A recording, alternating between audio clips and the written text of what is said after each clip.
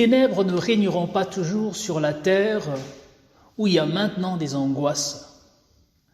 Si les temps passés ont couvert d'opprobre le pays de Zabulon et le pays de Nephtali, les temps à venir couvriront de gloire les contrées voisines de la mer au-delà du Jourdain et les territoires des gentils.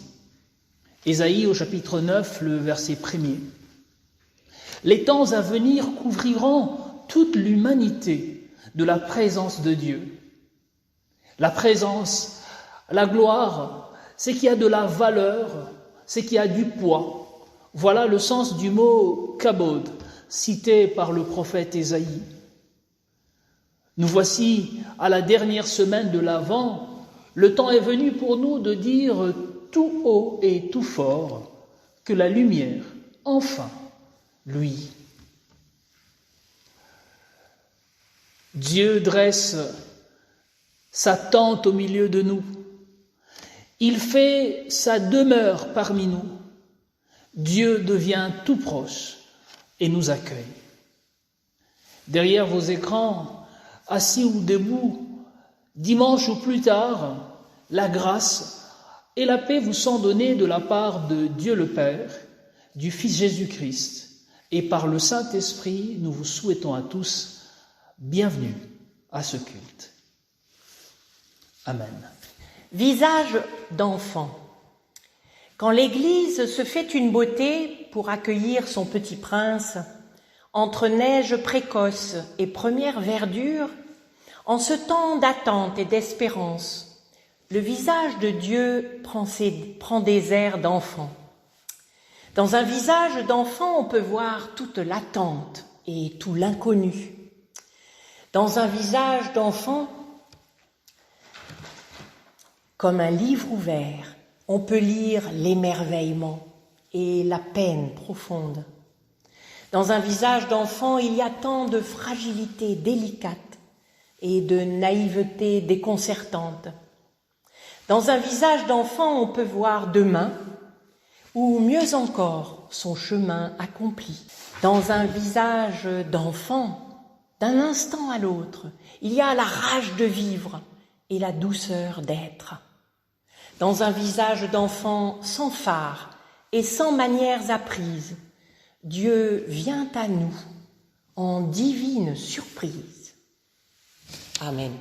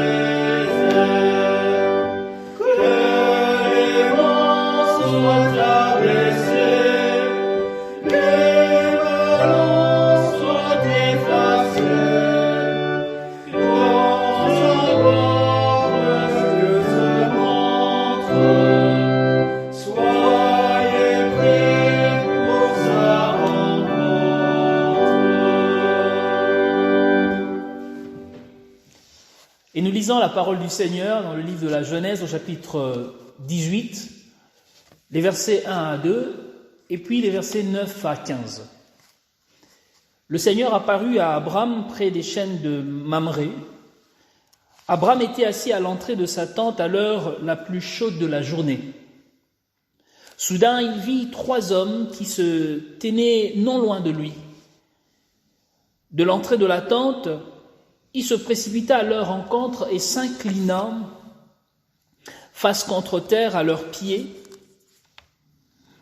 et leur dit « Je vous en prie, faites-moi faveur d'entrer chez moi. On va apporter un peu d'eau pour vous et vous vous reposerez sous cet arbre. » Versets 9 à 15. Ils lui demandèrent « Où est ta femme Sarah ?» Dans la tente, répondit-il, l'un des serviteurs déclara « Je reviendrai chez toi l'an prochain, à la même époque, et ta femme Sarah aura un fils. » Sarah se trouvait à l'entrée de la tente, derrière Abraham, et elle l'écoutait. Elle se mit à rire en elle-même, car Abraham et elle étaient déjà vieux. Elles avaient passé l'âge d'avoir des enfants. Elle se disait donc, maintenant que je suis usée et mon mari est un vieillard, le temps du plaisir est passé. Le Seigneur demanda alors à Abraham, pourquoi Sarah rit-elle? Pourquoi se dit-elle, c'est impossible, je suis trop vieille pour avoir un enfant? Y a-t-il donc quelque chose que le Seigneur soit incapable de faire? Quand je reviendrai chez toi, l'an prochain, à la même époque, Sarah aura un fils. Effrayée, Sarah nia. Je n'ai pas ri, dit-elle. Si tu as ri, répliqua le Seigneur. Parole du Seigneur.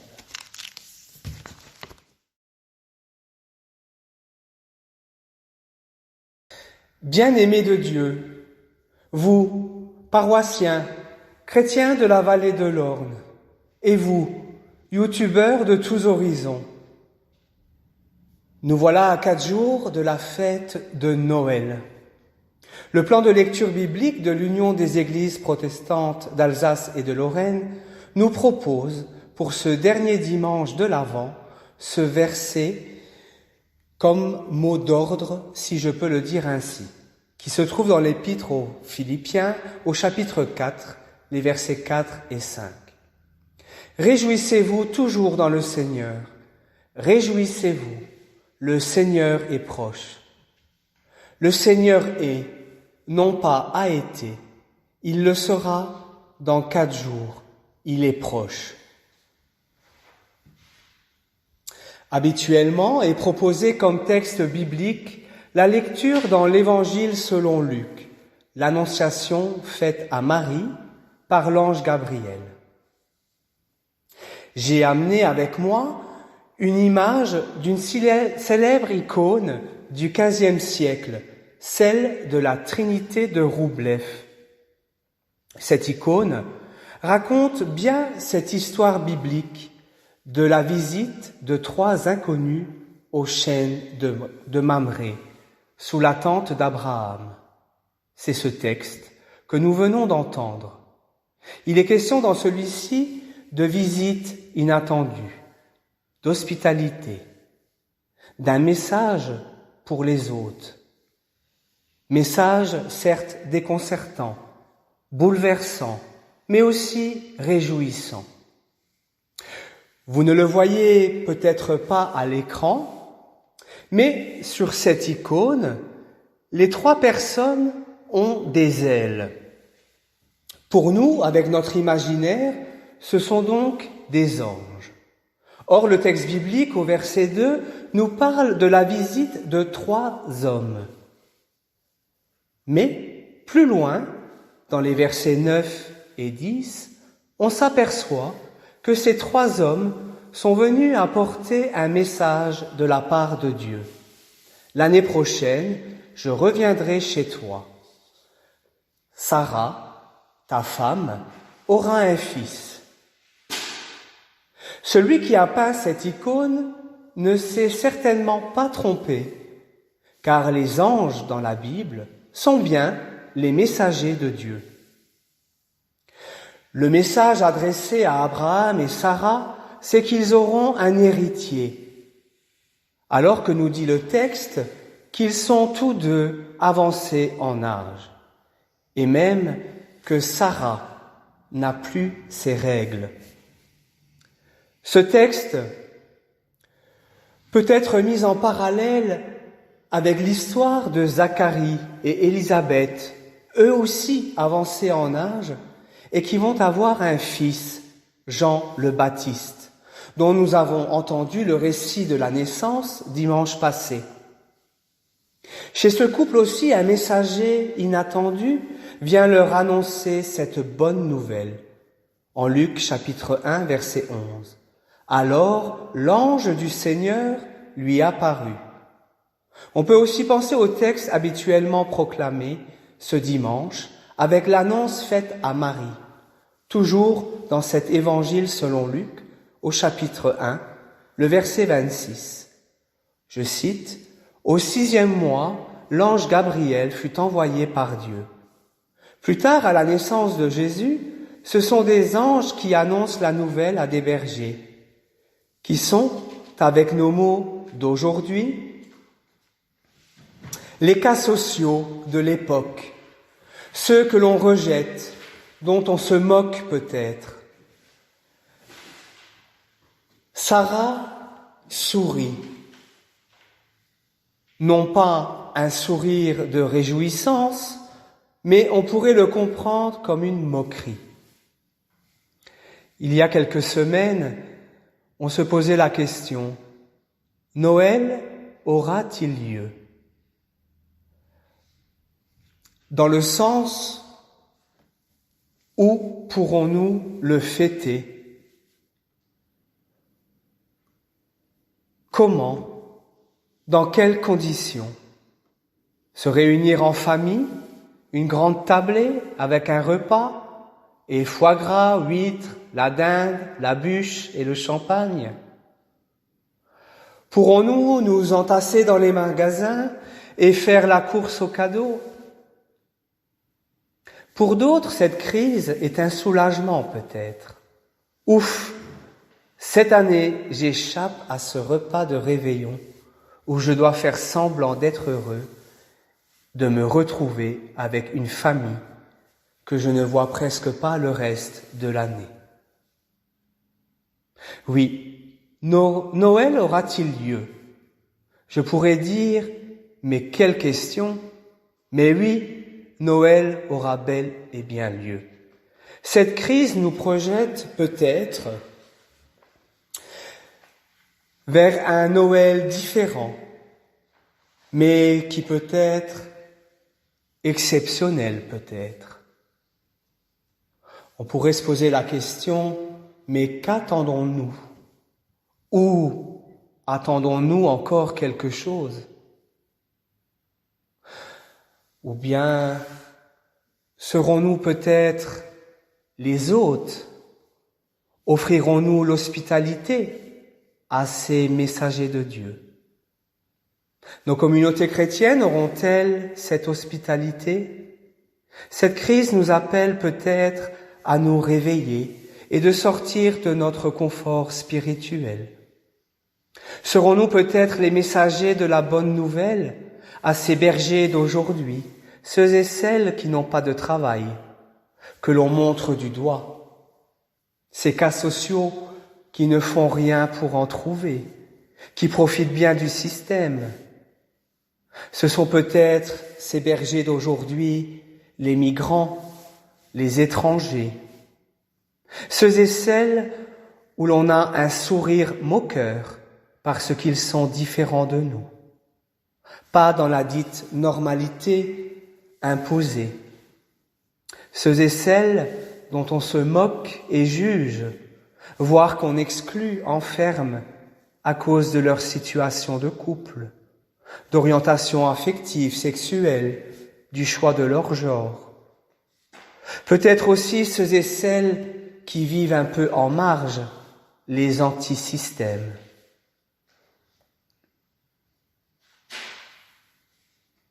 Dieu a visité son peuple, il visite son peuple.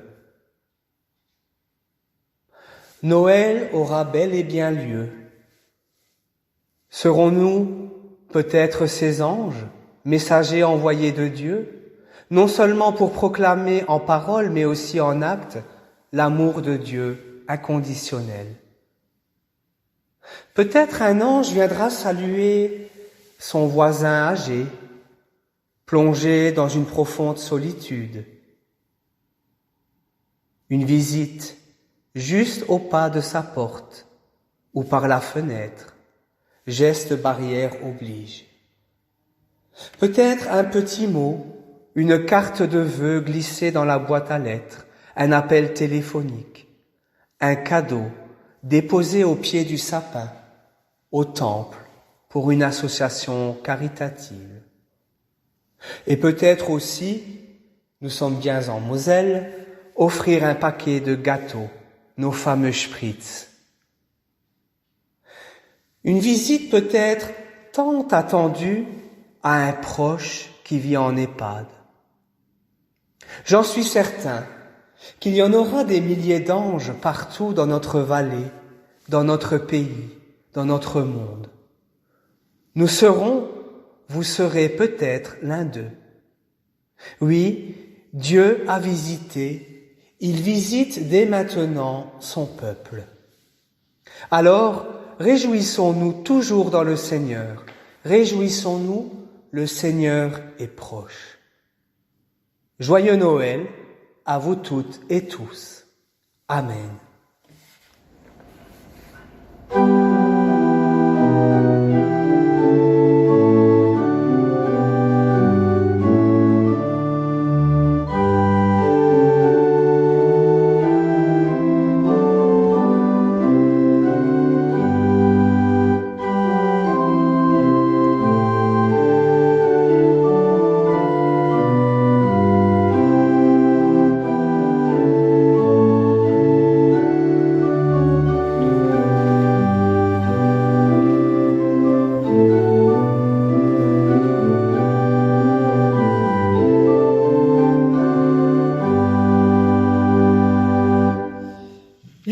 Dans la nuit. Nous intercédons pour tous ceux qui se trouvent dans la nuit, car elle est puissante, la nuit, en cet avant. Ses alliés sont nombreux, la maladie, le virus, la violence, la haine, la guerre, le mépris, l'exclusion, la crise économique. À quel moment se lèvera le jour d'un monde fraternel enfin vivant ? Nous intercédons pour ceux qui cherchent la lumière, qui transforment ces nuits en jours et qui nous tiennent éveillés, debout, pour apporter la réconciliation, pour rassasier de pain et d'amour, pour offrir l'amitié, le respect, pour allumer dans toutes les nuits du monde la lumière de l'espérance. Nous intercédons pour ceux qui combattent la nuit. Il nous faut la lumière pour n'être pas condamnés à la nuit. Il nous faut la lumière pour veiller, ne pas se laisser surprendre, alerter les voisins lorsque la nuit tente de se faufiler dans nos vies. Il nous faut la lumière pour avancer, confiant en l'avenir. Il nous faut la lumière, dites-vous, mais elle est déjà venue. Elle est avec nous, elle s'appelle Jésus-Christ. Elle a brillé en pleine nuit du monde, en pleine nuit du temps, en pleine nuit des cœurs. En naissant, Jésus-Christ a enraciné en nous la lumière de Dieu. Alors à nous de quitter la nuit, de devenir enfants de lumière, à nous de nous laisser réveiller par les multiples appels de nos frères. Retrouvons en nous les sources cachées de l'Évangile. Oui, c'est la lumière qui nous empêche de dormir. Il y a urgence. Il faut se lever. Et commençons maintenant par dire cette prière que ton Fils nous a enseignée. Notre Père qui es aux cieux, que ton nom soit sanctifié, que ton règne vienne, que ta volonté soit faite sur la terre comme au ciel. Donne-nous aujourd'hui notre pain de ce jour. Pardonne-nous nos offenses, comme nous pardonnons aussi à ceux qui nous ont offensés.